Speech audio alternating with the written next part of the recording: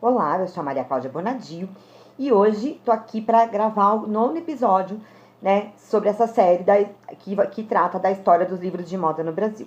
Pois bem, eu vou começar hoje colocando uma pergunta para vocês. Quando vocês vão às livrarias físicas, né, em que lugar vocês encontram a maior parte dos livros de moda? Pois bem, normalmente eles estão nas prateleiras de altura mais larga, né? Ao lado de livros que vão tratar de decoração, que vão tratar de arte, de culinária, ou seja, temas onde a imagem é fundamental, né? Ou pelo menos os editores assim pensam, né? E aí, não é à toa que procurando alguns livros para essa pesquisa sobre história dos livros de moda, que eu não contei ainda, mas que eu fiz por conta de um artigo que ainda vai ser publicado, né? Assim espero, num livro. Eu acabei descobrindo que muitos desses livros, né, mais ilustrados, cheios de imagem, quando você dá uma busca para encontrar esses títulos na internet, você acaba encontrando assim, livro decorativo, ele classificado com essa categoria de livro decorativo. O que é bem interessante, né, a gente pensar no livro, nessa função do livro como decoração, né? E por que será que eles têm, né, aí esse nome? Bom, a gente vai ver que muitos deles, né, precisam de uma mesa para ser consultado em razão do seu próprio peso, né?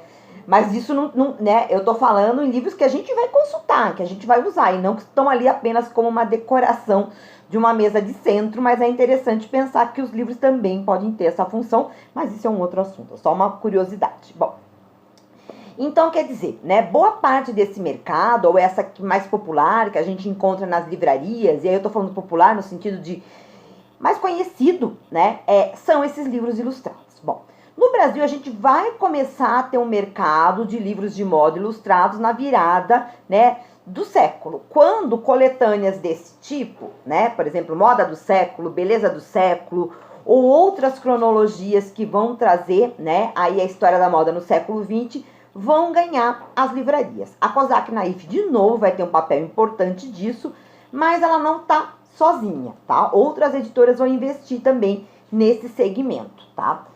Ainda falando da Kozak, em 2010, acho que é 2009 ou 2010, né? Ela vai lançar no mercado brasileiro, né, a tradução desse livro bem pesado, né? Que é o História do Vestuário no Ocidente, do François Boucher. Que, assim, dentre esses grandes manuais de história da moda, né, eu acho um dos mais completos, né? E, enfim, realmente ele é muito pesado, não dá para você levar no busão e ficar consultando no metrô, esse tipo de coisa. Mas ele é um guia bastante importante. O François Boucher, como o James Lavery, que trabalhava no Victorian Albert, né, e que é autor do livro Uma História Concisa do Vestuário, o Traje e a Moda, acho que é isso, A Roupa e a Moda. É uma história concisa do vestuário que a Companhia das Letras lança no final dos anos 80, né? Os dois têm trabalhos ligados a museu, mas esse livro do Boucher, né, ele é muito mais, inclusive maior, mais completo, né, do que o do James Lavery. É um livro que eu usei muito para preparar minhas aulas de História da Moda, quando eu comecei a dar aula de História da Moda, lá em 2004, e eu tinha de recorrer, né, à versão em inglês, porque eu domino o inglês melhor do que o francês, o original é no francês, porque não tinha, esse livro ainda não estava traduzido para o português. Então, a Kozak dá uma contribuição importante para a gente, né, estudar história da moda, porque realmente, assim, é um livro muito detalhado, né, sobre esse aspecto de contar, né, sobre a história do vestuário, como ele mesmo diz, no Ocidente, mas, na verdade, ele, né, começa na pré-história, né? Então, ele vai falar do Egito Antigo, vai falar de todas essas civilizações. Então, até o que ele está considerando o Ocidente aqui, na verdade, é porque ele não vai entrar, né, no Japão, na China, mas dentro dessa história, né, ele segue essa linha tradicional da história que a gente aprende no colégio, né, para falar de história da indumentária, tá? Bom, e aí, a gente vai ter uma outra editora, tenho que me virar aqui, né, para poder pegar esses livros que são muito pesados, né, espero que o som não tenha ficado prejudicado, que é aqui a Publifolha, que vai também investir nessas grandes panoramas, nessas grandes cronologias da moda, né, Então, essa daqui é uma delas que vai pegar ilustrações já conhecidas, que são produzidas no século XIX, né? E vai mostrar como é que era o vestuário em cada época, sem tratar muito dos porquês dessas mudanças, mas vai trazer essa cronologia. As cronologias, é claro que elas são importantes, né? Mas dentro da linha de história da moda que eu venho trabalhando e que eu acredito, né? A cronologia, ela é um primeiro momento para a gente entender, né, como é que as roupas vão se transformando ao longo do tempo. Mas se a gente não entende o porquê, aquilo vira uma coisa, né, um decoreba, para usar uma expressão de que os alunos usavam, pelo menos no meu tempo, né, no ensino médio. Então, a ideia, né, no meu entender da história da moda, é a gente entender mais os porquês e associá-los, então, às mudanças de silhueta, né, do que simplesmente decorar uma linha do tempo. Qual o sentido, né, de decorar uma linha do tempo da história da moda? Se a gente não para para pensar o porquê dessas mudanças. Bom, e aí eu tô falando que a Publifolha começa a investir também nesse gênero, né, e vai publicar vários livros. Eu não peguei todos, porque esses livros são muito pesados, né, também não tenho todos, tenho alguns. Esse aqui é um dos mais conhecidos, né, o que é os 100 anos de moda, tem uma capa, né, uma edição bem bonita também, é bem pesado, né. E uma coisa em comum que a gente vai ter entre essas editoras, a Cosac, a Publifolha, a editora Zahar, que também vai investir nesse nicho, com cronologia da moda, que é um pouco mais recente, né? É que todos esses livros são traduções. A gente não tem, né? E aí a gente tem alguma produção nacional, né? Eu ia falar que não tem, não é verdade, alguma produção nacional de estudos ilustrados e mais panorâmicos, mas a maioria do que você vai encontrar na livraria ainda são, né, traduções de uma moda que vai falar, né, sobretudo desse ocidente e numa perspectiva europeia, né, americana, europeia. Então, né, é curioso porque se a dinâmica da moda ela muda a partir da década de 60 e você não tem mais esse efeito, né, daquilo que vem de cima para baixo ser moda, né, a história da moda, né, ainda é contada muito a partir de uma perspectiva eurocêntrica, tá? Bom, um livro que muda um pouco isso, eu só tenho a versão dele em espanhol, porque eu comprei numa viagem, depois ele acabou sendo lançado em português, né? Se eu não me engano, em 2013 ou 2014, é o Tudo Sobre Moda, né? A minha capa é diferente, porque como eu falei, eu comprei numa viagem, né? E esse Tudo Sobre Moda, ele já vai trazer questões relativas à África, né? À cultura afro-americana, que pouco aparece ou aparece muito rapidamente na maioria dos livros. O interessante desse livro, né, é que ele é organizado pela Marnie Fogg, né, mas ela convida diferentes especialistas, cada um para falar dos seus temas, né.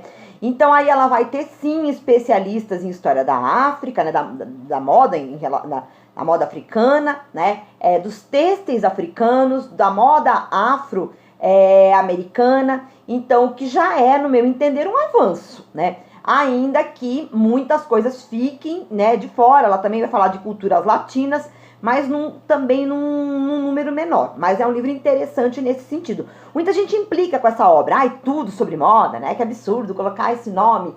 O nome é para vender, né? É impossível falar tudo sobre moda. E eu que já escrevi alguns 2 livros de minha autoria, né? E organizei outros 2. Posso dizer que as editoras, elas têm isso. Tipo, não, é diferente. O título que você tem que dar para o seu livro na editora, ele não é como o título de uma tese, onde você vai tentar ser mais precisa. Dizer, olha, aqui eu tratei disso, a história do não sei o quê, na data tal, no período tal, a partir de tais fontes. Não, né? A editora quer um título, né? Que atrai o consumidor rapidamente. Então, acho que essa é a razão desse Tudo Sobre Moda, tá?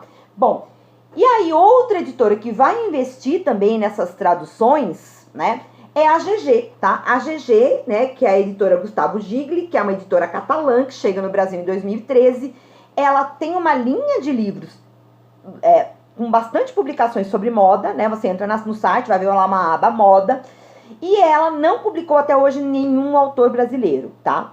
São só traduções. Então, mais uma história da moda, essa bem concisa, né? Aqui publicada pela GG, tá? Bom, E aí no Brasil, né, então como é que fica? A gente tem histórias, livros que fazem um panorama da história da moda no Brasil? Tem, mas um número muito menor, né? Ou ainda de uma história da moda vista a partir do Brasil, né? Quer dizer, como é que aqui no Brasil isso acontece? Então, assim, a gente, talvez o mais conhecido desses livros, né, ou o único, inclusive, é um livro escrito pelo Luiz André do Prado e pelo João Braga, que também é bem pesado, né? E que é possibilitado, por quê? Porque eles têm patrocínio das lojas pernambucanas na primeira edição, a minha é a segunda, então esse patrocínio já não aparece mais, e apoio da L, né? O que permite que eles utilizem uma série de imagens, consigam pagar pelo uso dessas imagens, porque uma das razões que provavelmente faz com que as editoras optem pela publicação de traduções, mesmo que elas sejam praticamente mais do mesmo, porque desses livros, às vezes você vai ter uma fotografia diferente, mas tratando do mesmo tema, ou a mesma fotografia, o mesmo tema, só escrito por outra pessoa, né? Então, por que as editoras preferem isso, né? Porque, né, é muito complicado conseguir essas autorizações, eu posso até fazer um post sobre isso algum dia, eu sei pela minha própria experiência, né? E dois, é caro, né? Muitas vezes você tem que pagar e isso acaba ficando caro, tá? E aí, eu queria falar de um último livro, o post já tá ficando um pouco longo, né, o vídeo, que é o Brasil na Moda, né, organizado pelo Paulo Borges, né, que é o mesmo organizador da São Paulo Fashion Week, do Fito Ervas Fashion, e que é um livro de 2003, que eu nunca vi em livraria, pode até ser que ele tenha passado pelas livrarias, mas eu comprei aí, enfim, por meios virtuais, né, no período mesmo do lançamento, e que é um livro bacana, porque além dele ter muitas imagens, dele ter, né, essa coisa das ilustrações, para contar um pouco da moda brasileira, ele também é uma espécie de fonte, é uma fonte bem importante para o estudo da moda no Brasil. Porque muitas pessoas são entrevistadas, aquelas que já haviam falecido naquele período, o livro é de 2003, né, existe uma espécie de verbete sobre elas. Então, o Paulo Borges organiza, tem uma equipe que vai trabalhar. E eu acho esse livro, assim, uma super referência, né? Para quem quer saber sobre alguns nomes aí da moda brasileira, né? É praticamente um tudo sobre moda, né? Da moda brasileira até 2003. Depois disso, muita coisa mudou.